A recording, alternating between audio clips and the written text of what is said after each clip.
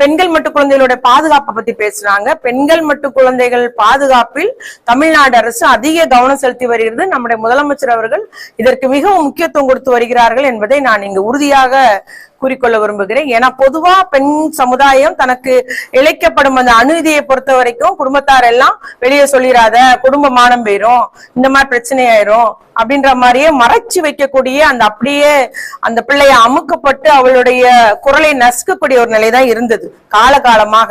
ஆனா கடந்த 4 ஆண்டுகளாக நீங்க எல்லா பெண் குழந்தைகளுக்கும், பள்ளிகளுக்கும் சரி, கல்லூரிகளுக்கும் சரி, நீங்க என்ன ஒரு குற்றச்செயல் நடந்தாலும் உனக்கு நடந்துட்டுன்னா நீ வெளியே சொல்ல வெக்கப்படக்கூடாது, நீ துணிச்சலோடு வர வேண்டும், புகார் சொல்ல வேண்டும் என்று அந்த உதவி எண்கள் 1098 181 எல்லாத்துக்கும், எல்லா புத்தகத்திலையும், தமிழ்நாடு அரசு புத்தகத்துல எல்லாம் பிரிண்ட் பண்ணிருக்கு. எல்லா இடத்திலையும் நல்ல ஒரு பரந்த அளவுல ஒரு விழிப்புணர்வு பண்ணியது. சமூக நலத்துறை, கல்வித்துறை, காவல்துறை எல்லாம் இணைந்து பண்ணியதன் மூலம் பாத்தீங்கன்னா இப்ப பெண்கள் துணிஞ்சு புகார் தர முன் வர்றாங்க.